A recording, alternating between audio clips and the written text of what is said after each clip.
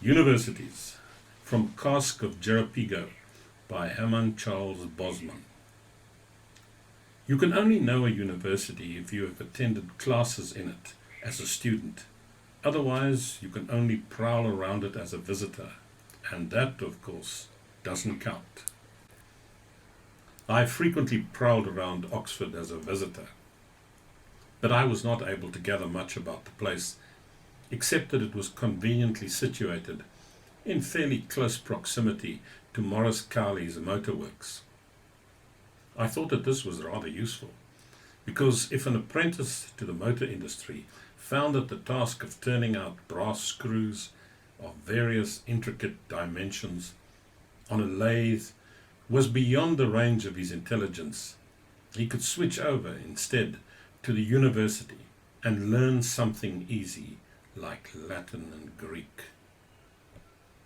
Every time I returned from a visit to Oxford, I felt glad that I had not gone there as a student, because I was satisfied that I would never have been able to learn anything there.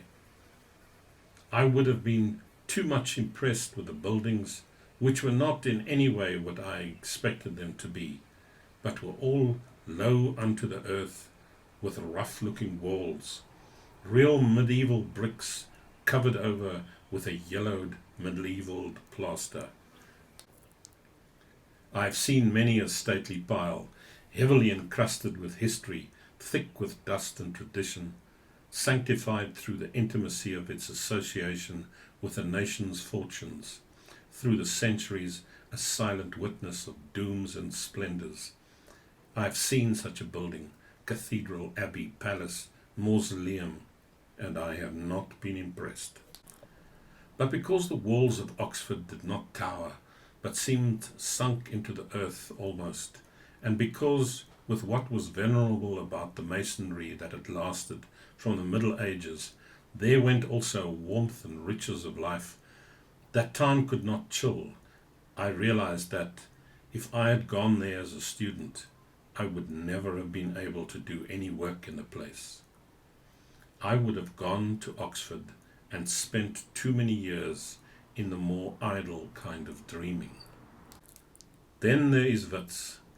I was a student at the University of Witwatersrand in the early days, when there was still the smell of wet paint and drying concrete about the buildings at Milner Park. There was something in my 18-year-old soul that revolted at all this newness.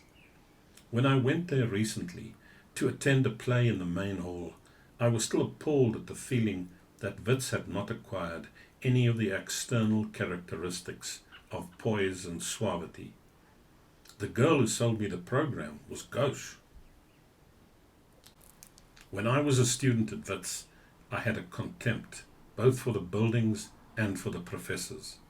I could not reconcile myself to the idea that any really first-class man from Europe would bring himself to apply for so obscure and, as I then thought, Philistine an appointment as a professorship in a South African mining town university, where the reinforced concrete slabs were still wet inside. Needless to say, my views in this regard have since that time undergone a very profound change.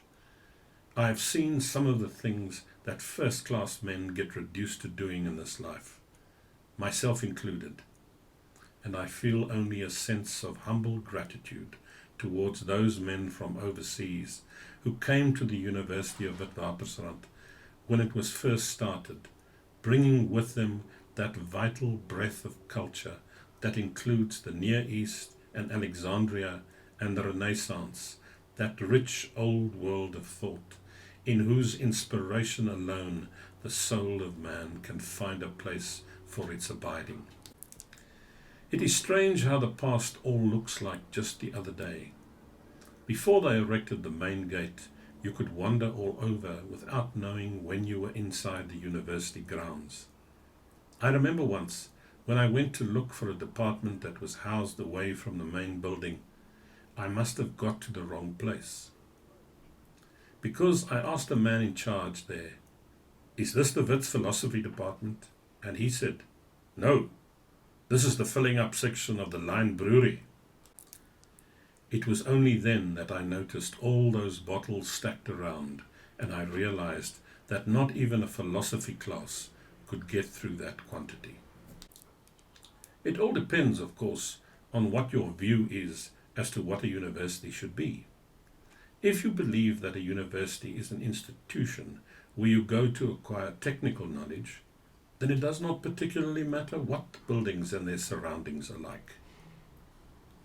On the other hand, if you believe that you go to a university in order to have things done to you that will make you useless for the requirements of practical life, deepening and enriching your spirit in the process, and either view of the functions of the university is legitimate, then the atmosphere of the place in which you are to spend a number of years is highly important.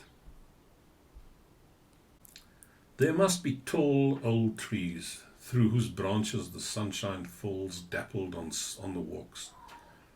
There must be winding lanes and unexpected vistas and sequestered nooks. There must be mildew and ruin and dilapidated facades. There must be aged and crooked corridors and aged and crooked professors. All these advantages or disadvantages will no doubt accrue to the University of Witwatersrand in time. For while there are two schools of thought on the question as to whether or not a university that is a non-technical seat of learning should be lousy, and I can quote highly venerable authority in this connection, it is unanimously conceded that it should be mouldy. The University of the Witwatersrand will grow mellowed with the centuries, with the generations of men and women passing through the doors, and I wish that its future may be fortunate, that the enduring things of the mind may remain, the imperishable nobilities of the spirit that will live on, when the gold mines of the Rand have been worked out and forgotten, when the mills that crushed the ore have fallen into a long stillness. And those solilicisms about the University of the Witwatersrand that distressed me as a student will belong with the unremembered past also.